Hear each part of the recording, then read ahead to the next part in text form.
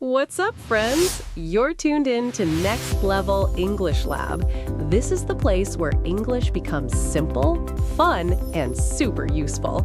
Stick with me, talk with me, practice with me, and together, we're taking your English to the next level.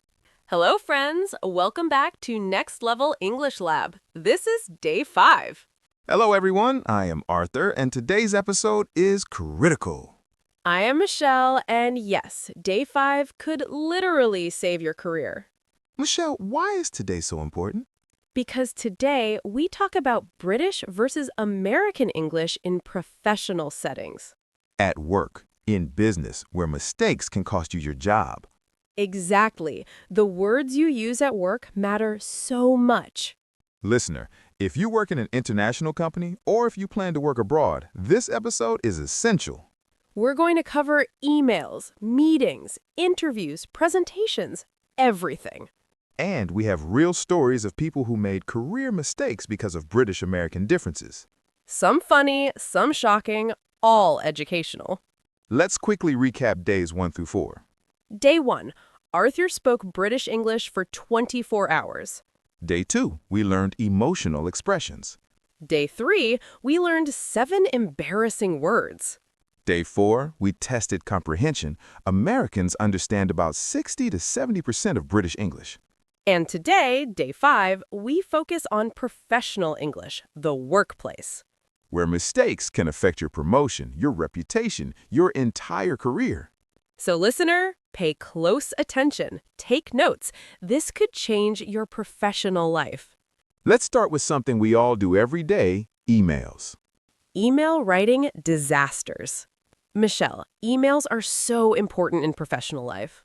Yes, we write emails every single day. But American and British people write emails very differently. Really? How? Let me show you. Imagine you need a colleague to send you a report. How would an American write this email? Hi, John. Can you send me the report by Friday? Thanks. Exactly. Very direct, very casual. Now, a British person. What would they write? Dear John, I hope this email finds you well. I was wondering if you might possibly be able to send me the report by Friday, if that's convenient. Many thanks for your assistance. Kind regards. Wow, so much longer, so much more formal. Yes, British emails are typically more formal, more polite, more indirect, longer. And American emails are more casual, more direct, shorter, straight to the point. Exactly. Now, here's the problem. Americans working with British people. What happens? Americans send short, direct emails.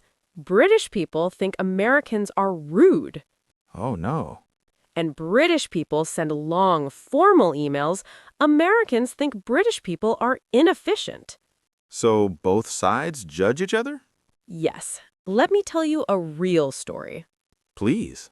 An American woman started working at a British company. Her first week, she needed information from a British colleague. Okay. She sent this email.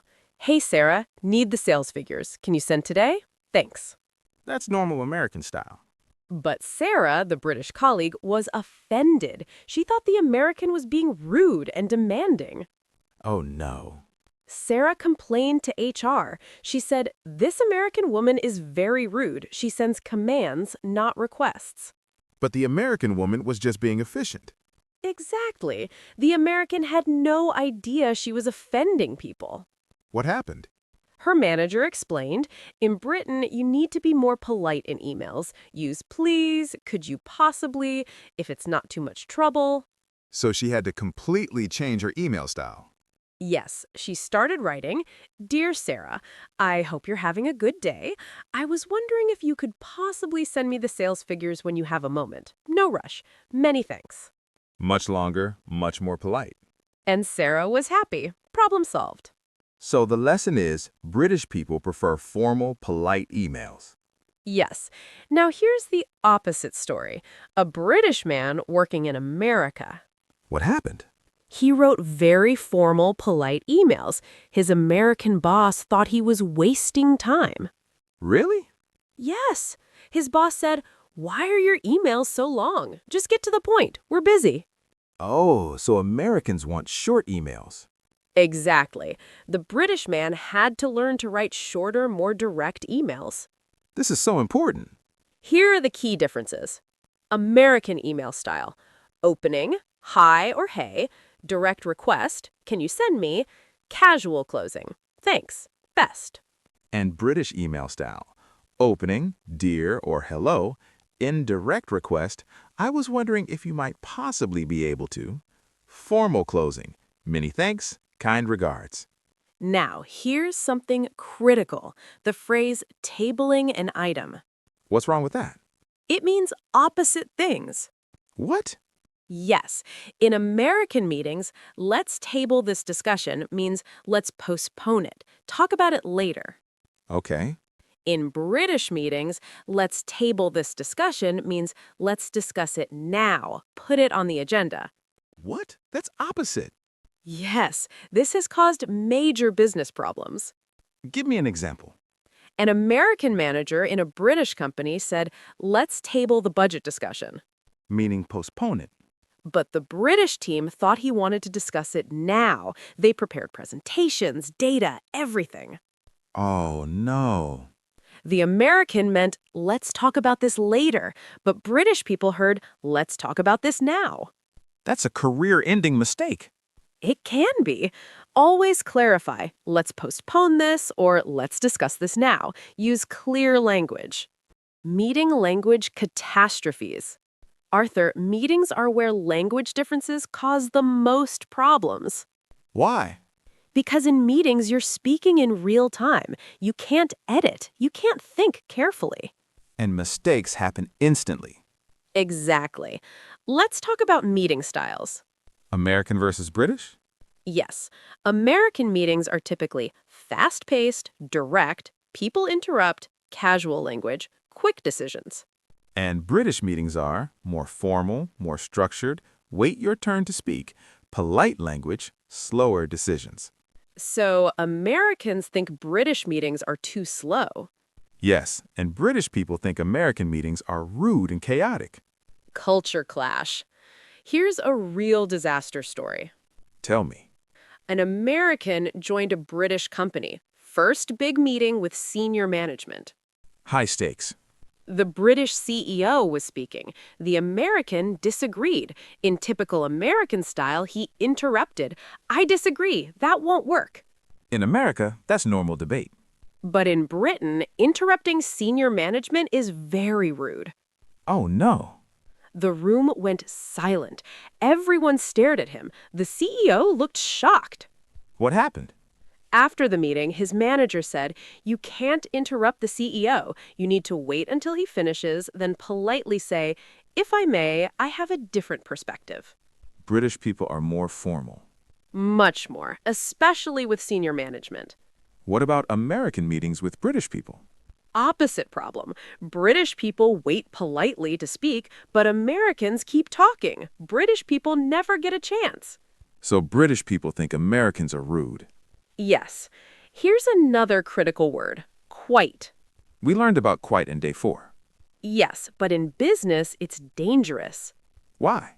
Because it means opposite things. Listen, British boss says, your presentation was quite good. In American English, quite good means very good. That's a compliment. But in British English, quite good means mediocre. It's criticism. What? So the American thinks they did great, but the British boss is saying it was just okay. Exactly. This causes major misunderstandings. That's terrible. So a real American employee in Britain got a review, your work is quite good. And he thought that was excellent. But his British boss meant your work is okay, but needs improvement. Oh no, so the American didn't improve because he thought he was doing great. Exactly. 6 months later, he was shocked when he didn't get promoted. This is a career disaster. So remember, British quite good is mediocre, okay. American quite good is very good. Always clarify in international meetings. Here's another meeting phrase. Let's take this offline. What does that mean? In American business, take this offline means let's discuss this privately, not in this big meeting. Makes sense. British people might not understand this American jargon. What do British people say? British might say, let's discuss this separately, or let's chat about this after the meeting. Clearer language. Yes, in international meetings, use clear, simple language. Job interview fatal mistakes. Arthur, interviews are high-pressure situations. Yes, your whole career depends on interviews.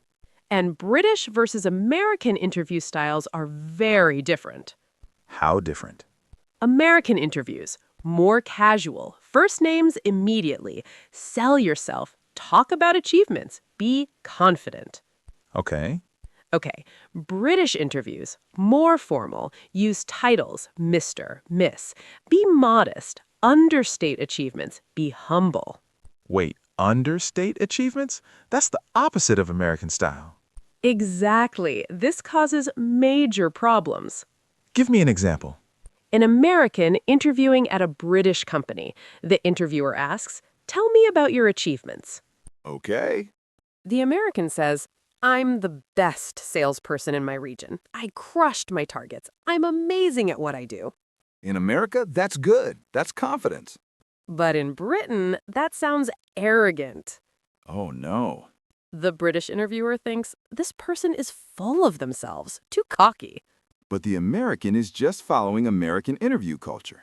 Exactly. In Britain, you should say, "I've been fortunate to exceed my targets. I work well with my team, and together we've achieved some good results." Much more modest. Yes, British culture values humility and teamwork. What about British people interviewing in America? Opposite problem.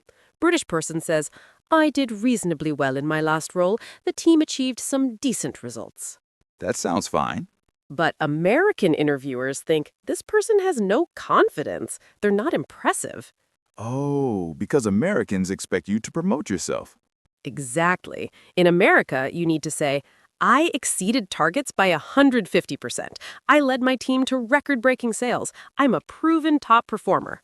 So in America, be confident. In Britain, be humble. Yes. Here's another interview difference. Resume versus CV. Aren't they the same? No, resume is American, CV is British. But more importantly, the format is different. How? American resume, 1 page, maximum 2, focus on achievements, action verbs, quantified results, no photo. And British CV? British CV can be 2 to 3 pages, more detailed, include more history, sometimes includes photo, more formal language. So if you send an American-style resume to a British company, They might think it's too short and lacking detail. and if you send a British-style CV to an American company, They might think it's too long and wordy. always adapt your application materials. Exactly. Research the company culture. Office small talk failures. Arthur, small talk is so important for building relationships at work. Yes, chat by the coffee machine, casual conversations. But American and British small talk is different. How? American small talk topics: weekend plans, sports, American sports, family, hobbies, weather, direct compliments. Sounds normal? British small talk topics: weather, always weather, trains or transport, tea preferences, TV shows, more reserved about family, subtle compliments. British people talk about weather a lot. All the time. Here's a real story. Go ahead. American man working in British office. First day, he wants to be friendly. Good. He sees a British colleague and says, "Hey, how much do you make? I make $80,000.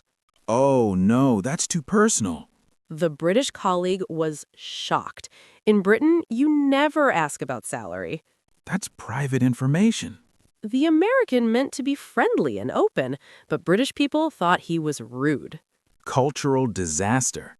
Another American mistake, being too friendly too fast. What do you mean? Americans might say on day 1, "Hey, want to grab drinks after work? Tell me about your family." That's normal in America. But British people need more time to warm up. They prefer slower relationship building. So British people might think Americans are too pushy. Yes, And Americans think British are cold or unfriendly. But both are just following their own culture. Exactly. Here's what to talk about at work. Safe topics everywhere. Weather, weekend plans, TV shows, food, travel. Avoid in Britain salary or money, politics, religion, personal family details at first, direct personal questions. Avoid in America, making fun of American culture, they're proud. Being too formal, it creates distance. Waiting too long to be friendly. Presentation style differences. Arthur, presentations are critical for career advancement. Yes, presenting to clients, to management. And American and British presentation styles are very different. Tell me. American presentation style, confident, even bold, lots of enthusiasm. This is amazing. Tell stories, use humor, engage audience actively, strong conclusions. Very energetic. British presentation style, more reserved, understated delivery. This is quite good. More data-focused, dry humor, subtle. More formal audience interaction, modest conclusions. Much more calmer. Here's a problem. American presenting to British audience. What happens? American, this is the best product ever. You're going to love this. This will change your life. Typical American enthusiasm. British audience, uncomfortable. He's overselling, too much hype, not trustworthy. They don't trust enthusiasm? They prefer facts and understatement. British people are skeptical of hype. What about British person presenting to an American audience? British, this is a rather decent product. It performs quite well. You might find it somewhat useful. Modest British style. American audience, bored. Is this product even good? He doesn't sound excited. Why should we care? Americans need enthusiasm. Yes, Americans equate enthusiasm with quality. So adjust your presentation style to your audience. Exactly. Presenting to British, tone down enthusiasm, add more data. Presenting to Americans, show more energy, tell stories. Perfect. Real career disaster stories. Arthur, let me share 3 real career disasters from British-American confusion. I'm ready. Story 1, the scheme disaster. What happened? An American company was working with a British partner. The British team sent an email. We've developed a new scheme for collaboration. Sounds innocent? But in American English, scheme sounds negative. It sounds like a plot or a scam. Oh no. The American team was suspicious. They thought, why are British people scheming? What are they plotting? But in British English, scheme just means plan or program. Exactly. The Americans almost canceled the partnership because of one word. That's terrible. Luckily, someone clarified, but it delayed the project by weeks. One word caused all that. Yes. So remember, American scheme means suspicious plot. British scheme means neutral plan or program. Story 2, the redundancy disaster. Tell me. A British company was restructuring. They told their American employees, we're making some positions redundant. What's wrong with that? In British English, redundancy means layoff or job elimination. Oh. The American employees heard redundant and thought, they're saying we're useless, we're redundant. They thought it was an insult. Yes, the American employees were offended. There was almost a lawsuit. But the British company just meant layoffs.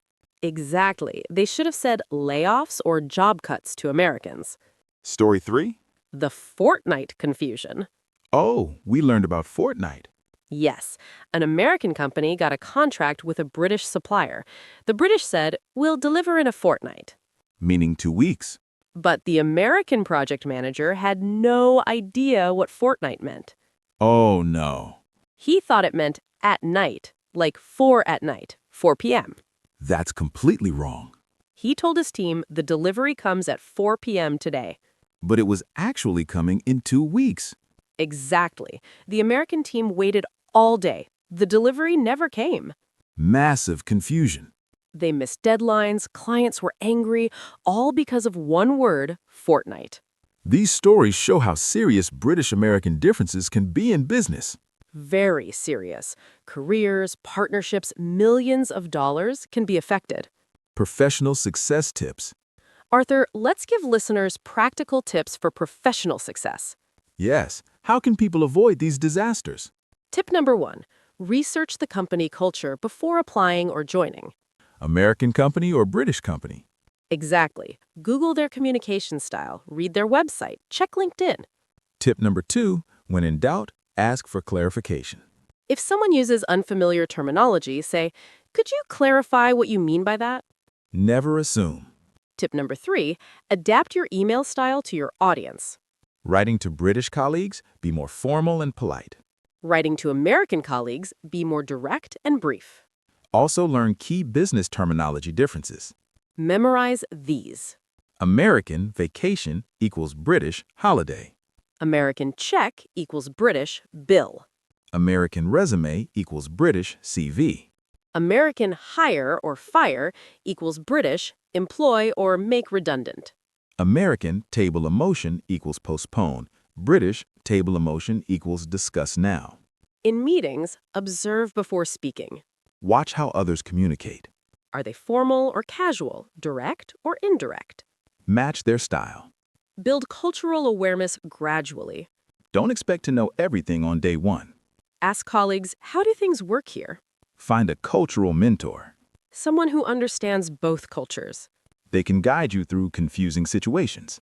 Tip number 10, remember, we're all trying to communicate. British and Americans both want successful projects. Focus on shared goals, not differences. Inspiring closing. Arthur, what did you learn today about professional English? I learned that British and American business English can be dramatically different. Yes, small differences can have big consequences. But I also learned that awareness prevents disasters. Exactly. If you know the differences, you can adapt. And listener, this episode could save your career. Seriously, knowing when to be direct versus polite, formal. Seriously, knowing when to be direct versus polite, formal versus casual, this knowledge is gold. Whether you work in London or New York, whether you email British clients or American clients, this matters. And remember, there's no right or wrong style. Both American and British professional styles are valid. American directness is efficient. British politeness builds relationships. The key is adapting to your environment. When in America, be more direct. When in Britain, be more formal. And when working internationally, find the middle ground. Use clear language that both sides understand. Listener, apply these lessons tomorrow at work. Notice how your colleagues communicate. If you're American working with British people, add more politeness to your emails. If you're British working with Americans, be more direct and brief. Your career would thank you. Tomorrow, day 6, is our ultimate quiz. We test everything we've learned this week. Vocabulary, slang, pronunciation, cultural knowledge. Only 5% score perfect. Will you be in the top 5%? Challenge yourself, invite friends, make it competitive. Until tomorrow, practice professional English. Pay attention in meetings, notice email styles. You're building career skills. You're becoming internationally competent. We're so proud of you. Keep learning, keep growing. See you tomorrow. You're amazing. Professional success awaits.